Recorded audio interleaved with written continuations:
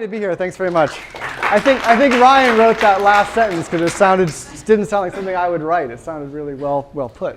I'm going to talk a little bit about VR, but I am going to talk a lot about our project at Sundance because I was told I could talk about anything, and I'm excited to talk about that. I just got back, and I haven't really even had a chance to.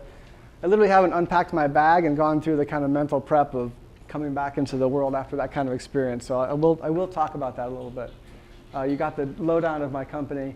I'll give you my background. I think you covered that too. But a visual effects supervisor, what you would do is you would work in Hollywood on what's called a tentpole film. So a tentpole film meaning the budget would be something in the neighborhood of the visual effects budget would be something like a $50 million film.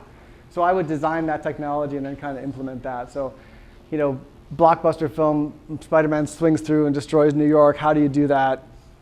Different kinds of technologies. I would design and build those technologies. So when I decided to move into VR, I kind of had that background that it made all that kind of possible. This is the mission statement of the company and what we do. And I've given probably 10 talks in the last month. This is now becoming a large topic, obviously.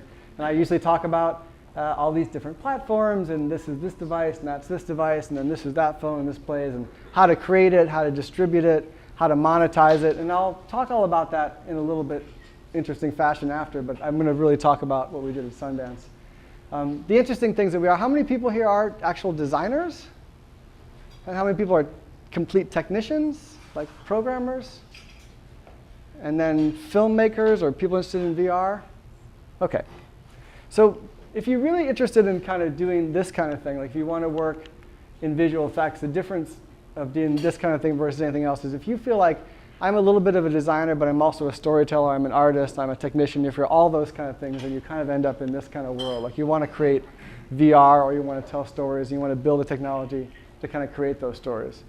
Before I talk about Sundance, the interesting things that we're doing are we are definitely, I talked to Arturo quite a bit about, building this team. How are we going to, I've read his blog was fantastic about who are we going to hire to build a team to create VR? How many technicians, how many artists?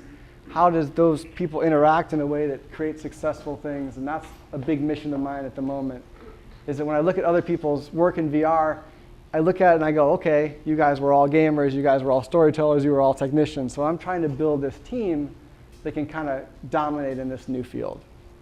But what I really want to talk about, obviously, is the Sundance Project.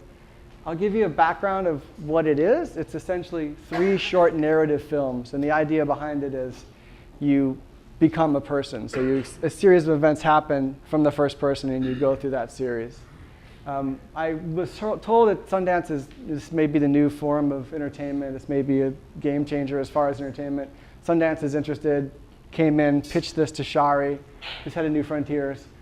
And it's really interesting. It's really kind of a humbling experience, you can imagine, to pitch a film to Sundance. As you can imagine, you walk in a room, and if you ever pitched anything in Hollywood, I'm going to do this, do that. And when you're pitching something in a film, no one ever looks at you and says, "Oh, it's a terrible idea. I don't want to do it." They kind of, as you're saying, I'm telling the story, people will nod and say, "Oh, yeah, that's a good idea." So I go through and show her a couple of examples, and she's, "Yeah, that's a good idea." And then I basically told her, "Okay, perspective." The idea of perspective is an event happens. They're all based on very hot button events. But an event happens, you see that event happen from a person's perspective. And then you see that exact same event happen again from a different person's perspective. So the idea is you learn about human nature and how you interact with people by seeing the exact same event from a different person's perspective. So when I sort of pitched that, I saw her body language change. She runs out of the room. She gets all the heads of Sundance. I think this is it. This is what we want. We want to do this film. Blah, blah, blah. It becomes exciting. So then the kind of race begins. A lot of this technology we're still developing, so how do we do this as we kind of move forward? Like I think we mentioned, we did get quite a bit of press. Pretty much every major news institute kind of went through, and Rose and I talked to about everyone. Actually, I should mention too that this is a collaboration between Rose and I. She's in New York. She really is the driving force behind a lot of the creativeness. And I'll talk a little bit about why I think this project is successful, and she's a major part of it. As far as storytelling, she doesn't understand technology at all, so I more represent the technology side, and she represents the storytelling side. We call ourselves co-creators, and the way we work together is very different than the way you would typically work on a project. A lot of the concepts and a lot of the ideas are mine, but in a way she writes the music. It's almost like an Elton John story where somebody writes the music and somebody puts the lyrics together. We have an interesting kind of collaboration I think is interesting if you're building this kind of team out. So these are some of the quotes that we got. It's an exciting time to be at Sundance and have this kind of thing happen. It's also very humbling. I know that we all talk about other filmmakers I met there would say, "Oh, how did you make your film? How did you do this?" And I'm all prepared to say, "Well, mine was really hard. I didn't have a camera. I didn't know how to edit it. I had to build the camera myself. I didn't know if it would work. Our first test made you sick, Moshe sick immediately, and was a complete failure. And I've already been accepted to Sundance, and I haven't even shown them anything. So you can imagine the pressure and the race and the building the tools and how are we going to pull this off is an enormous experience. But Sundance is so incredibly humbling because you're standing next to someone who's a documentary filmmaker who, how did you make your film? Well, I spent 8 years making it. I went bankrupt twice. I got shot twice. I lived in a jungle where there were cocaine dealers robbed me, and so it's as exciting as it is. Sundance is kind of humbling. Let me see if I can. So I'll talk briefly about why I think this project was pretty successful. Again, I think I mentioned some of this, but we build all the technology to tell the story, and we never lose touch of the story instead of building the technology and then running out and making something out of it. So I think that's an important thing. I'm getting asked this a lot, like, why is this kind of thing kind of successful? It's a good use of VR. It's all story-driven. It works well from the empathy machine. It kind of hits all the right notes. It's a hot button topic in VR at the moment.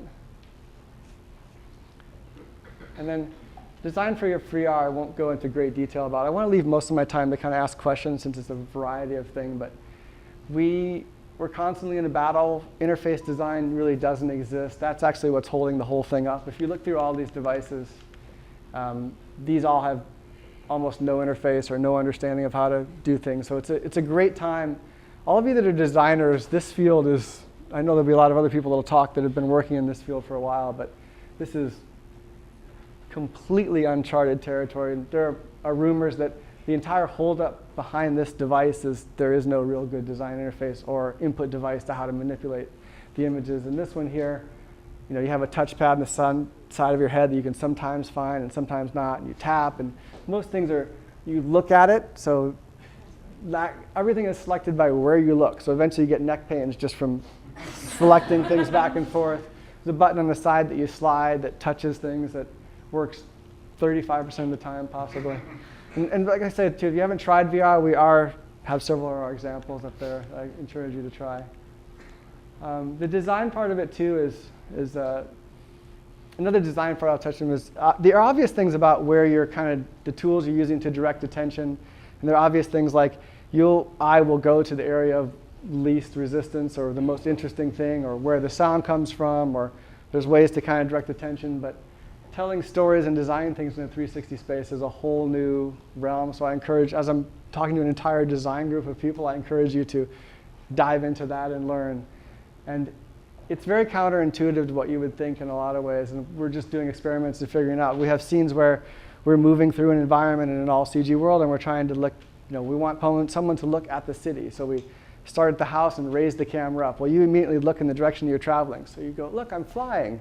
And you miss the entire city below you. So those kind of things now we're doing things like we've moved the camera up and we fly some birds. As we fly the camera up, there are always birds in and they go down and that goes on the city. And then you go, it's kind of like when you watch a film and you see, whenever I see a film and I see a matte painting in it, I say, cue the birds, because you always see birds fly through a matte painting in a movie to kind of tell you that it's alive with action.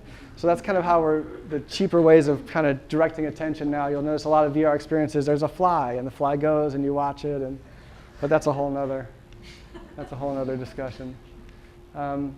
This is what our booth looked like at Sundance. So Rose had designed this. It was really interesting. The movie is, I won't give it away, but you experience something from a man's perspective, and then you experience it from a woman's perspective. So, and there are two sides to this installation, his side, her side. So two people walk in, you watch it, and you're not sure if you're watching the other person at the same time, and then you switch places and watch it as the other person. So it created a lot of interesting conversations about what happened and what did you see. And it's very dependent on what version you saw first. Is you want to know what the other person looks like. So you pass the other person and think, it leads to a lot of interesting discussion. Another like just blow away Sundance thing is Rob Redford texts, we want to come by, want to see your film. This is kind of a nerve-wracking, interesting, stressful experience. Of course, it crashed in the middle, but I rebooted it and showed him. And he it was interesting. His only comments were really about the story and the acting, which I think is a great credit to Rose and how the whole thing came together. So I actually want to mostly just take questions. So if there's any areas that you want to know about VR, I'll answer those. Was that great? Good? Thank you. Yeah, thanks.